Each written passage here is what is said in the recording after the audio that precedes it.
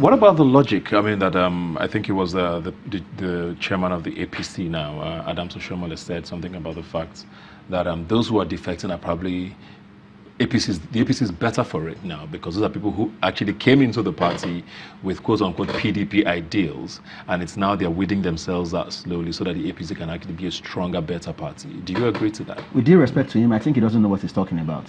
Because the truth is, if you look at Rotimi Amechi was in PDP, a lot of their ministers and office holders were once in PDP. And in politics is a game of number, whether you like it or not. So if you see any politician telling you that I don't need a particular person, then that politician doesn't know what he's doing. One vote can make a difference. I've done election in one of my wards in my local government. They won by one vote. So one vote makes a lot of difference. Then if you see a senator and you say he's leaving, will not cause any harm or will not cause any damage to your party, then you don't know what you're talking about. Let's look at the PDP now, because I mean, the PDP seems to be shining all of a sudden. They've had a very rough 3 years, very rough. The past 3 years for them have just been, they were almost a non-existent opposition, besides maybe the governor of Ekiti State and Rivers State. They were both very vocal. How do you see their primaries playing out now? I know we have one very prominent candidate now, of course, former Vice President Atiku, who was probably the first to start these defections, and then we'll have McCarthy as well. Probably, we don't know, a few other people. How do you think that's going to play out with regards to them, which was what happened with the APC, strange bedfellows coming together very quickly to win elections? If they get into power, don't you see this cycle completely repeating itself again? Are we ready to keep doing this? Okay, now I'll talk about it in terms of stability and chances. Now, those that live in the APC to the PDP, of course, their departure will create stability in the APC. They're taking away the instability, so to say, in the APC to the PDP. So now the chances, as they move out, the chances of the APC, of course, will continue to dim by increasing the chances of the PDP. But at the same time, they will be going into the PDP to cause instability. Do you get it? Because now, all of these are giants. Atiku, Conquesto, Saraki, they're all giants, basically heavyweight champions. So now, when all of them get into the PDP, of course, they'll be unable to build a community of interest. It is certain. It is certain that the APC, if all of these guys move from the, if more guys move from the APC to the PDP, they expect maybe an implosion in the PDP as well, because all of these guys, they're driven by interest. They all want to become president. And we have people like Atiku, Kwankwaso, and the likes that also got Tambo and Co. They all want to become president. So there's a very high chance that the primaries would be troubled, and of course it will affect stability and the cohesion that they'll be needing to contest in general elections. Yeah, there's a lot of analysis I was watching even on Channel Sunrise Daily during the week, and there was an analysis of the fact that the PDP traditionally has the South-South and the Southeast, right? And then parts of the Middle Belt for the most part. And the Southwest has usually been the part where they contest, but in North, for the most part, has always been Buhari's for the taking. Now, the PDP will most likely be presenting a northern candidate. Most likely, the way it's looking now, former Vice President Atiku, he looks like the strongest contender of the lot now. Is it strong enough to shake the votes in the north? I mean, there's been a lot of quote-unquote drama in the north. Boko Haram is probably a little whittled down, but they're still doing quite a lot there, unfortunately. We have the herdsmen issue. There's a lot of instability. Not everybody is particularly as excited as they were in 2015 about President Buhari. We don't know. But the truth is, do you think there's going to be a huge chunk of that vote taken away? And what does that do for Atiku, for example? Yes, I believe that if PDP is serious about taking the presidency in 2019, Atiku is the right person to But is it strong enough? He's strong. He will wipe out Northeast. I see him getting Northeast 80% minimum of the vote, because Northeast has been destabilized. The infrastructure is in shambles, and Boko Haram menace has been very, very severe. So they need someone from that area who understands that area, who can develop and focus a lot of attention development in that area, and with the hope that if someone from that area comes in, they might understand the language of Boko Haram, or he might know how to curb the menace of Boko Haram. Because the truth is whoever lives with a community that knows their problem if you come from Lagos to govern, if you come from a different state to govern this particular state, you might not understand that problem. It might be easy for you not to pay their salaries because you didn't grow up with them in that state, you didn't live with them in that state.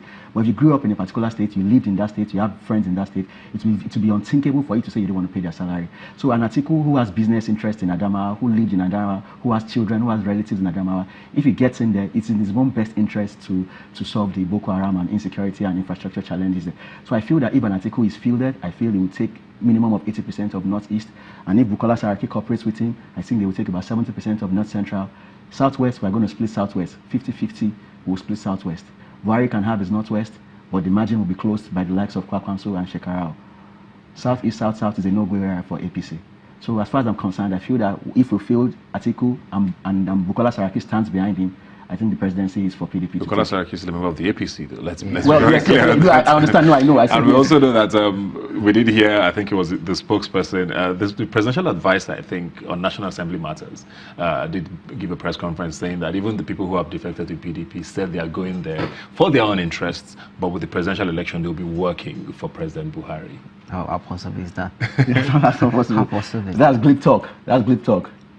That's glib talk. It doesn't. They will say whatever they need to say, but that's glib talk. Yeah. They will never work for president. Once you're in PDP, you can't. That's anti-party. Yeah, if they find out that you are working against the interest of the party, they will take you out of the party. Very quickly before we go now, how far away are we from a breakaway candidate besides these two major parties? I mean, there are some other exciting candidates in the field. Most people say, "Oh, if only you were in this party." You know, we hear a lot of names, and people wonder if are we there yet? Our problem is ourselves. Now we have a number of younger people who are vying to become president.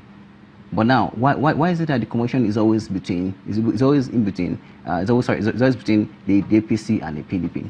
Why? You ask me. You ask me. Now the answer is nothing but money. Now we have young people. I don't give names on air, of course. We have young people who are contesting to become president. But because these young people don't have the kind of financial width, you know, to pull shoulder to shoulders with the likes of Atiku and President Buhari and the like. That's why we're not talking about them. Young people with vision, young people, smart people. You can see their resume. They've done incredibly well for themselves.